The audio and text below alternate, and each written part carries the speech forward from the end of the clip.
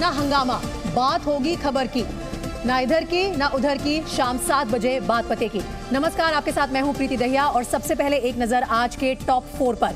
कर्नाटक के हुबली में पीएम मोदी के रोड शो में सुरक्षा चूक का मामला सामने आया, जहां भीड़ में शामिल एक लड़के ने उनके गले में माला डालने की कोशिश की।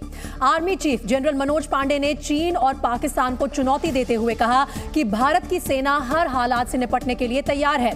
बिहार के शिक्षा मंत्री चंद्रशेखर ने रामचरितमानस के बारे में विवादित बयान दे दिया, जिससे नाराज संतों ने इसे हिंदू आस्था का अपमान बताया। और कई दिनों की खींचतान के बाद प्रशासन का बुलडोजर जोशीमठ के होटल मलारी इन को तोड़ने पहुंच गया। नालंदा ओपन यूनिवर्सिटी के 15वें दीक्षांत समारोह में बिहार के शिक्षा मंत्री और आरजेडी नेता चंद्रशेखर जब मंच पर छात्रों के सामने खड़े हुए तो उन्होंने मोहब्बत का पैगाम देने का दावा किया, लेकिन उन्होंने जो कुछ कहा उस पर विवादों का तूफान बनने में देर नहीं लगी, जिसकी वजह उनका रामचरितमानस के कुछ चौपाइयों के शाब्दिक अनुवाद से शुरू हुई। जय बरनाधम तेली तुम्हारा शपथ की रात कोल कलवारा। जय बरनाधम, बरन में अधम कौन कौन लोग है। जय बरनाधम तेली तुम्हारा शपथ की रात कोल कलवारा। जातीय जनगणना की तेज होती धमक के बीच जाति के नाम पर सियासी लहर पैदा करने का अंदेशा था, लेकिन रामचरितमानस जैसे धार्मिक ग्रंथ की चौपाइयों के शाब्दिक अर्थों की आड़ में इसे इस तरह तूल दिया जाएगा, ये शायद ही किसी ने सोचा हो। अधम जाति में विद्या पाए भयहु जथा ही दूध पिलाए, यानी कि अधम जाति में नीच जाति के लोग विद्या पा करके जहरीला हो जाते हैं, कैसा जैसा कि दूध पीने के बाद सांप हो जाता है। रामचरितमानस में गरुड़ और काग भुशुंडी के संवाद को अलग संदर्भ में बताकर बिहार के शिक्षा मंत्री ने जातीय जनगणना से बन रहे माहौल में नए विवाद का कंकड़ उछालने की कोशिश की, और हुआ भी यही। हालांकि मंत्री चंद्रशेखर के निशाने पर केवल रामचरितमानस ही नहीं था। बिहार के शिक्षा मंत्री ने एक ही लाइन में मनुस्मृति, रामचरितमानस और आरएसएस के दूसरे प्रमुख रहे MS गोलवलकर की किताब बंच ऑफ थॉट्स को रख दिया और तीनों को एक ही सांस में नफरत का ग्रंथ करार दिया और इसे मंच से उतरने के बाद दोहरा भी दिया। ये जो ग्रंथ हैं नफरत को बोने वाले, एक युग में मनुस्मृति, दूसरे युग में रामचरितमानस और तीसरे युग में गुरु गोवलकर का बंच ऑफ थॉट, ये दुनिया को हमारे देश को, समाज को नफरत में बांटती है। यही नहीं, चूंकि रामचरितमानस घर घर में पूजी जाती है, इसलिए उनके निशाने पर बार बार रामचरितमानस रहा। तुलसीदास जी ने लिखा रामचरितमानस, उसके उत्तरकांड में कितनी बात कही गई। पूजिए विप्र शील गुण होना, पूजिए न शूद्र गुण ज्ञान परवीना। रामचरितमानस के जानकार भले ही यहाँ विप्र का मतलब आत्मा का बोध पाने वाले आत्मज्ञानी व्यक्ति से बताएं और शूद्र वेद प्रवीणा से ग्रंथों का मर्म जाने बगैर प्रवचन करने वाला, लेकिन राजनीति चमकाने के चक्कर में शिक्षा मंत्री ने अपने सिर पर विवादों की पगड़ी बांध ली। अब चंद्रशेखर को जो कहना था वो कह दिया, और ये कहने से पहले उन्हें अच्छी तरह एहसास रहा होगा कि इस पर कैसी प्रतिक्रिया आएगी, लेकिन बयान पर सियासी तूफान से पहले धार्मिक हलकों में हलचल तेज हो गई, जिसके बाद राम की नगरी अयोध्या से फतवे के अंदाज में एक फरमान आ गया। मैं इनके ऊपर विधिक कार्रवाई की मांग करता हूं कि इनको मंत्री पद से बर्खास्त किया जाए। अगर 1 हफ्ते के अंदर ऐसा नहीं होता है तो फिर मैं 10 करोड़ रुपए का इनाम रखता हूं कि जो बिहार के शिक्षा मंत्री चंद्रशेखर की जिह्वा काटेगा उसको मैं 10 करोड़ रुपए पुरस्कार दूंगा। दावा सनातन के ध्वजवाहक होने का और जुबान पर नफरत भरे बोल। रामचरितमानस पर उंगली उठने पर संत समाज के ऐसे गुस्से को कोई जायज नहीं ठहरा सकता। हालांकि शिक्षा मंत्री को हटाने की मांग को जोर पकड़ते देर नहीं लगी। वह शिक्षा मंत्री योग्य नहीं है। वैसे जिस रामचरितमानस में जाकी रही भावना जैसी, प्रभु मूरत देखी तिन तैसी जैसी चौपाई है, उस रामचरितमानस की चौपाइयों के ऐसे शाब्दिक अर्थ बताए जाने पर बिहार के शिक्षा मंत्री के बयान पर विवाद होना ही था। संत समाज के साथ ही इसने सियासी गलियारे में भी तूल पकड़ा, लेकिन समाधान यात्रा पर एक दिन पहले बक्सर के मुद्दे पर घिरने वाले नीतीश कुमार इस नई समस्या से भी अनजान बनते दिखे। हमको नहीं पता, चलिए अब हो गया, हमको नहीं मालूम। ऐसे सवाल पूछे गए तो नीतीश के सुरक्षाकर्मी पत्रकारों से जाने को कहते भी सुनाई पड़े। हमको नहीं पता, चलिए अब हो गया, हमको नहीं मालूम। जब मुख्यमंत्री जाति की गिनती कराएं और मंत्री जाति के आधार पर नफरत की दीवारों की गिनती करें तो समस्याओं के ऐसे सवाल का समाधान मुख्यमंत्री के पास हो भी तो कैसे। और 6,743 जातियां भारत सरकार के गजट में है। 6,743 जातियां अगर भारत सरकार के गजट में है तो मैं मानता हूं कि 6,743 नफरत की दीवारें समाज में चल रही है। अब मुख्यमंत्री भले ही अपने मंत्री के बयान से अनजान बनने की कोशिश करते दिखे, लेकिन समाज के अलग अलग तबकों से इस बयान की निंदा भर्त्सना के साथ ही शिक्षा मंत्री को पद से हटाने की मांग जोर पकड़ने लगी, जिसकी एक आवाज साहित्य की बिरादरी से भी आई, जहां कवि समाज तुलसीदास को अपना पूर्वज और राम को मर्यादा पुरुषोत्तम मानता है। कवि कुमार विश्वास ने नीतीश कुमार और तेजस्वी यादव से फौरन एक अपील कर डाली। मैं उन दोनों से अनुरोध करता हूं कि ऐसे व्यक्ति को अपने संगठन से, अपनी सरकार से बाहर करें, उन्हें दंडित करें या उन्हें क्षमा मांगने के लिए कहें। यही नहीं, कुमार विश्वास ने राम के बारे में समझ बढ़ाने के लिए उन्हें अपनी राम कथा में आने का न्योता दिया और साथ ही एक सवाल भी पूछ लिया कि क्या वे किसी दूसरे धर्म की किसी मानद पुस्तक पर ऐसी बात कह सकते थे, और कहने के बाद मंत्री छोड़िए, क्या उनके बचे रहने की संभावनाएं बन सकती थी? कितना कष्ट होता अगर वो ऐसा बोल देते। तो किसी की सहिष्णुता को, किसी की सहृदयता को लाचारी समझ लेना, ये बड़ी खराब बात है। कुमार विश्वास यहाँ तक बोल बैठे कि रामचरितमानस के बारे में वही व्यक्ति ऐसा कह सकता है जिसके मस्तिष्क में जहर हो। लेकिन नेताओं पर वोट के लिए जहर की खेती करने का आरोप नया नहीं है, और अब सनातन धर्म को मानने वालों के घर घर में पूजे जाने वाले ग्रंथ पर नालंदा के उस संस्थान से हमला हो जिसे दुनिया को शिक्षा देने का गौरव हासिल है, तो धर्म से जुड़े संगठनों को सामने आना ही था। विश्व हिंदू परिषद ने रामचरितमानस के केवट प्रसंग का जिक्र कर बताया कि किस तरह राम ने केवट को बताया था कि वो जाति नहीं मानते बल्कि केवल प्रेम को मानते हैं। वीएचपी ने बिहार के शिक्षा मंत्री के बयान को साजिश करार दिया। हिंदू समाज को बांटने वाली शक्तियां अपने वोटों के लाभ के लिए भीम और मीम ऐसे अलायंसेस की कल्पना करने वाली शक्तियां, ये प्रयत्न लंबे समय से चल रहे हैं। वीएचपी ने भरोसा जताया कि इस बयान का जवाब जनता अपने ही तरीके से देगी। मैं विश्वास करता हूं कि भारत की राम भक्त जनता इसका नोट लेगी और समय आने पर इसका प्रत्युत्तर देगी। कुछ ऐसी ही आवाज कर्नाटक से भी आई, जहां श्री राम सेना और हिंदू सनातन संस्थान ने चंद्रशेखर से बयान वापस लेने की मांग की। हिंदूवादी संगठनों की तरह कई सियासी दलों ने भी बिहार के शिक्षा मंत्री के बयान पर आपत्ति जताई। नीतीश सरकार में मंत्री और तेजस्वी की पार्टी के नेता के विवादित बयान ने विरोधी दलों को राजनीति के लिए एक नया मुद्दा दे दिया। मौका मिला तो बीजेपी के कई नेताओं और मंत्रियों ने भी बिहार के शिक्षा मंत्री के बयान की आलोचना की और कुछ ने इसी बहाने नीतीश कुमार पर निशाना साधा। मुख्यमंत्री पूरी तरह से धृतराष्ट्र कुमार बनकर के बैठे हुए हैं। चूँकि मामला आस्था से जुड़ा है, इसलिए नालंदा से निकले विवाद की गूंज से कांग्रेस भी पल्ला नहीं झाड़ सकी। ये बिल्कुल गलत बात है उनको इस बात को वापस लेना चाहिए, क्योंकि पूरा देश रामचरितमानस भगवान राम पूजा करता है, ये बिल्कुल बोलना उनका गलत है। हालांकि अपनी ही सरकार के मंत्री और अपने सहयोगी दल के नेता के बयान के बचाव में जेडीयू ने ऐसी राह पकड़ी जिसे बयान का विरोध भी सुनाई पड़ा और समर्थन भी। ढोल गंवार शूद्र पशु नारी सकल ताड़ना के अधिकारी, इस उक्ति को मैं ठीक नहीं मानता। नारियों के लिए और शूद्रों के लिए ये अपमानजनक टिप्पणी है, लेकिन इसको लेकर के अब सार्वजनिक बहस चलाना वो भी मैं निरर्थक मानता हूँ। वहीं केदारनाथ धाम में आज साल की पहली बर्फबारी हुई। उत्तराखंड में मौसम ने करवट बदल ली है। केदारपुरी में हुई ताजा बर्फबारी ने केदारनाथ धाम की शान में 4 चांद लगा दिए हैं। मौसम विभाग के मुताबिक अगले कुछ दिन बादल छाए रहेंगे और आगे भी बर्फबारी हो सकती है। उत्तराखंड के गंगोत्री धाम में भी आज भारी बर्फबारी हुई। बर्फबारी के बाद पूरे मंदिर परिसर में बर्फ की मोटी चादर बिछ गई। वहीं तापमान -10 डिग्री के करीब दर्ज किया गया। उत्तराखंड के मशहूर पर्यटन स्थल औली में बर्फबारी ने पहाड़ों की खूबसूरती और बढ़ा दी है। ताजा बर्फबारी के बाद कई पर्यटकों के यहां पहुंचने की आशंका जताई जा रही है। हिमाचल प्रदेश में भी बर्फबारी का सिलसिला जारी है। शिमला के नारकंड में आज भारी बर्फबारी हुई, जिसके बाद सड़कों पर बर्फ जम गई है। जम्मू कश्मीर के गांदरबल से बर्फीली दहशत की दिल दहलाने वाली तस्वीरें आई हैं, जहां बाल्टल और जोजिला के पास अचानक एवलांच आ गया, जिसकी चपेट में आने से 2 लोगों की मौत हो गई है। ये बर्फीला तूफान अचानक उठा और तेजी से आगे बढ़ने लगा, जिसको देख नीचे वीडियो बना रहे लोगों की सांसें थम गई, क्योंकि बर्फीला तूफान जिस रफ्तार से बढ़ रहा था, उसे देखते हुए ऐसा लगा कि वो अपने रास्ते में आने वाली हर चीज को तबाह कर देगा।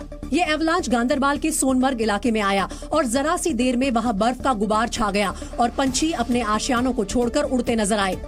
कुछ ही सेकंड में पूरे इलाके को बर्फ ने ढक लिया, मानो बादल जमीन पर आ गए हों। तस्वीरें इतनी खतरनाक थी कि देखने वाले भी सहम गए।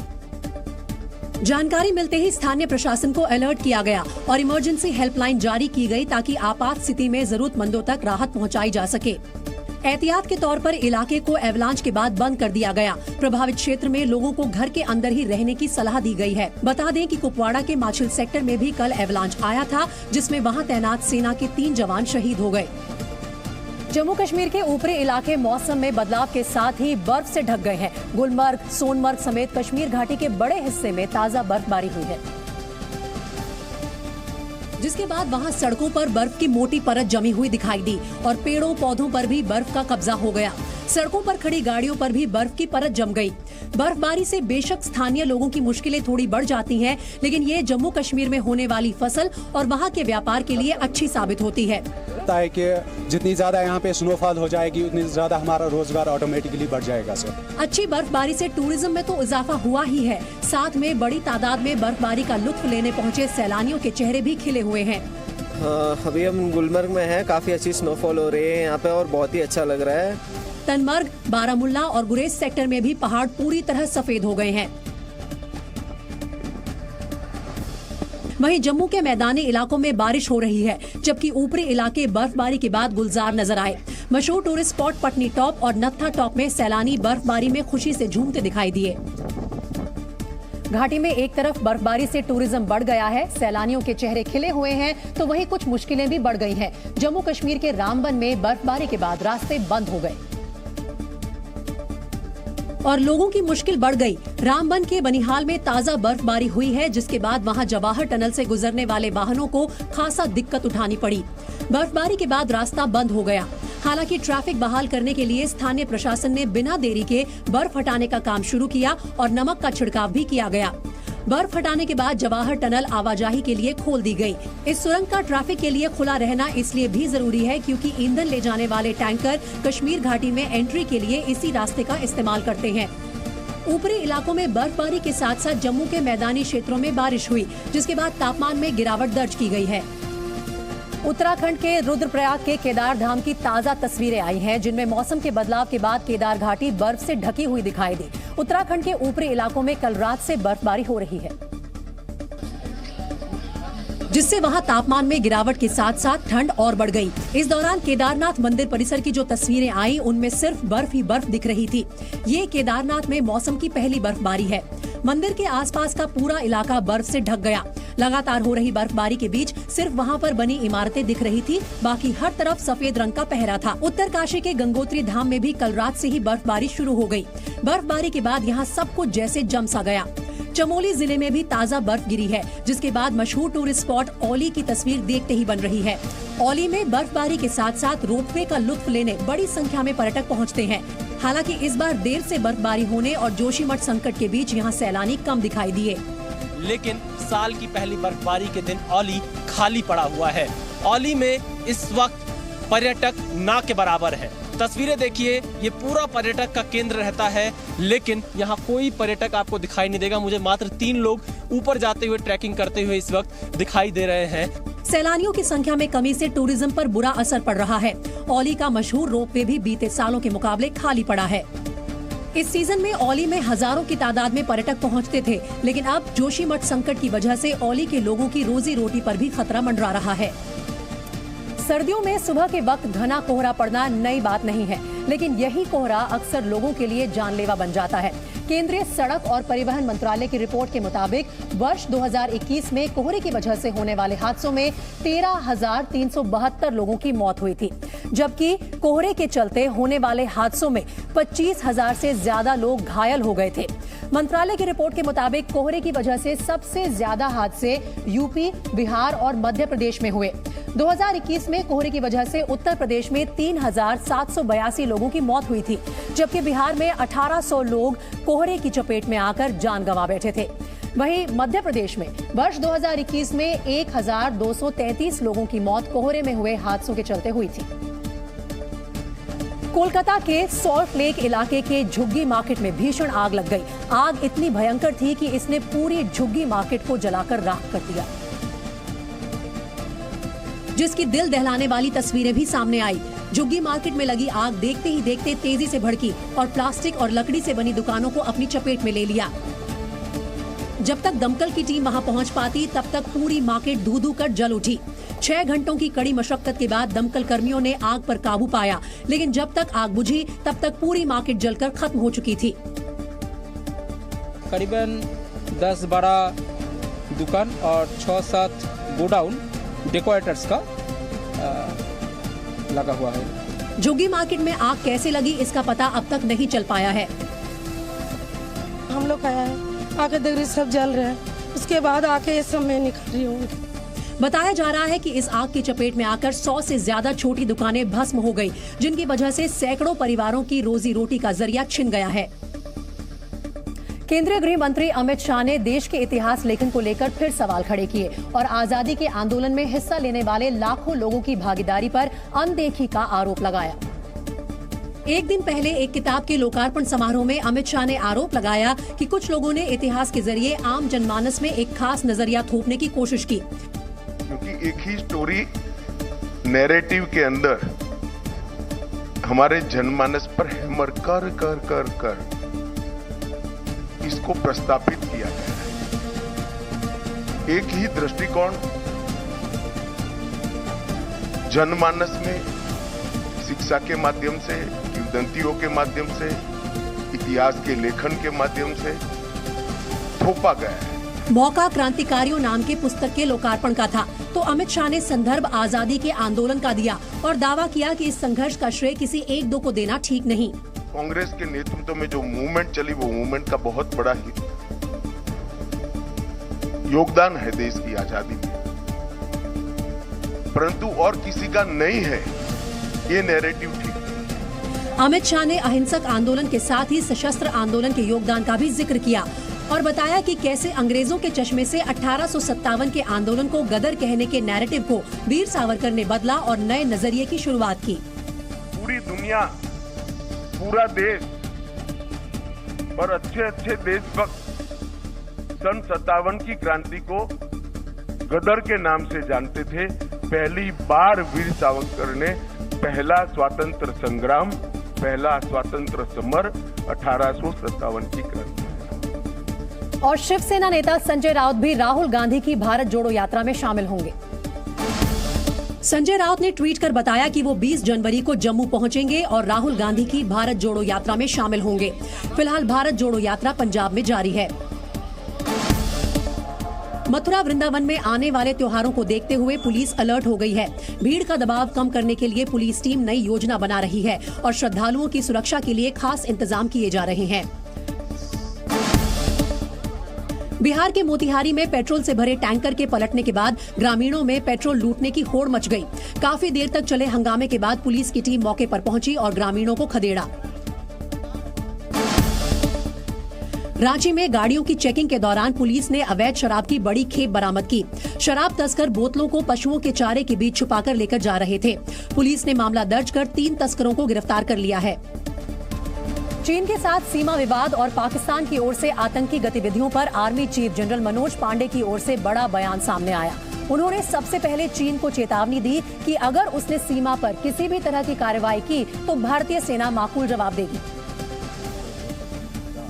सेना प्रमुख जनरल पांडे ने दिल्ली में 15 जनवरी को मनाए जाने वाले आर्मी डे से पहले प्रेस कॉन्फ्रेंस करते हुए चीन का नाम लिए बगैर कहा कि वो LAC की मौजूदा स्थिति को बदलने के लिए हो रही किसी भी कोशिश को नाकाम करने में सक्षम है।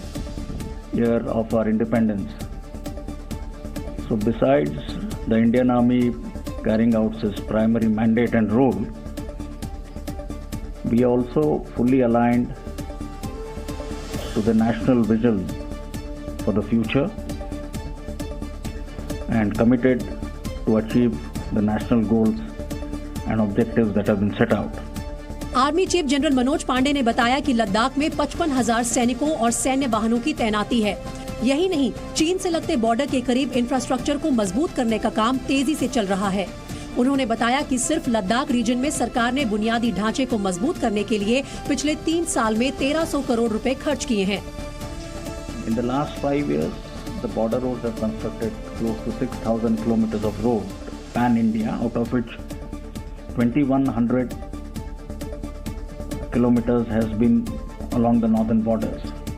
जनरल मनोज पांडे ने यह भी बताया कि सड़कों के साथ चीन की गतिविधियों को देखते हुए पुलों का भी तेजी से निर्माण किया जा रहा है.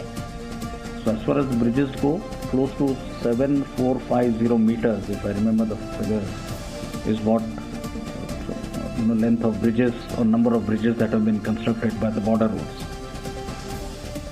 You are also aware of the frontier highway measuring total of 1800 kilometers, which will connect the various valleys, especially in the state of Arunachal Pradesh.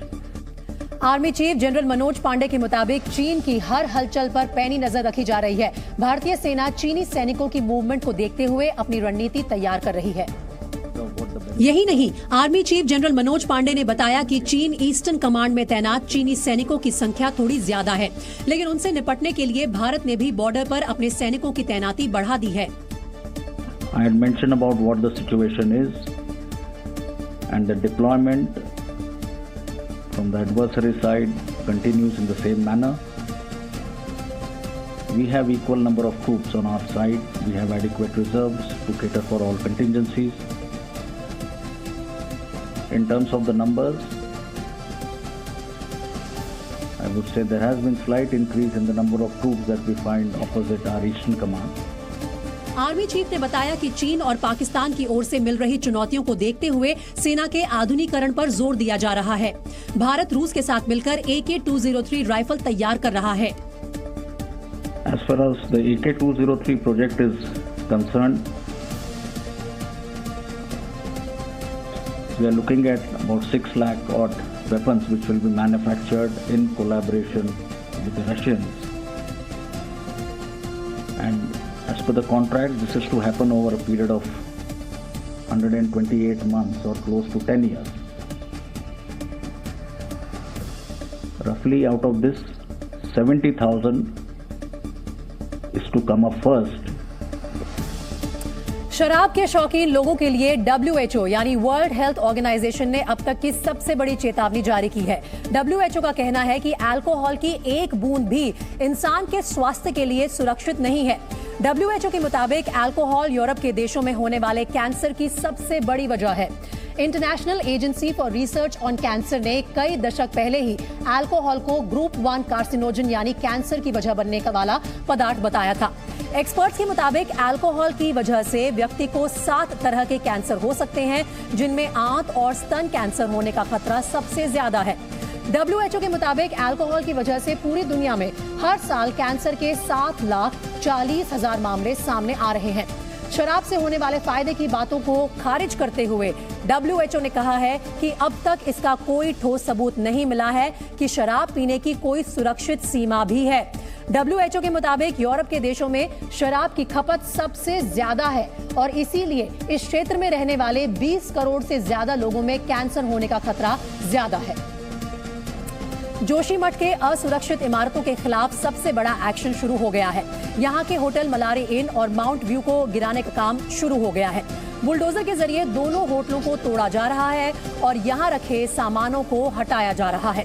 प्रशासन ने होटल मलारी इन और माउंट व्यू की ओर जाने वाले रास्ते को बंद कर दिया है और वहां से प्रदर्शनकारियों को भी हटा दिया गया है. मौके पर SDRF, NDRF, CBRI की टीम के साथ भारी संख्या में पुलिस बल की तैनाती की गई है. होटल मलारी इन और माउंट व्यू दोनों ही होटल टेढ़े हो रहे हैं. इन दोनों ही होटल्स के पीछे करीब दर्जन भर घर बने हुए हैं, इसीलिए होटल को तोड़ने में विशेष सावधानी बरती जा रही है.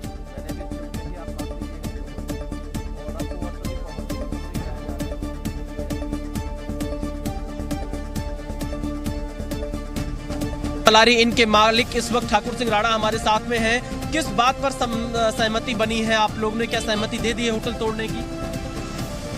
मेरी सहमति मैंने दे दी है. उसका कारण ये था कि मैंने सोचा कि मेरा होटल गिरेगा तो ये बवंडर जो है कि कई लोगों को आहत करेगा, बहुत लोगों का आहत करेगा, बहुत लोगों की प्रॉपर्टी डैमेज करेगा.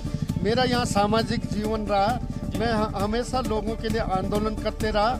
आज मैं ये नहीं चाहता कि मेरे वजह से जो है लोगों को कोई परेशानी होगी, इसीलिए मैंने सोचा सरकार का मैं सहयोग करूं.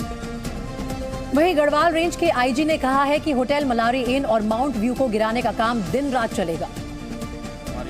डिसमेंटल करने वाले टीम है ऊपर है, बाकी एसडीआरएफ, एनडीआरएफ और सुरक्षा बल, मजिस्ट्रेट सब यहाँ पर तैनात है।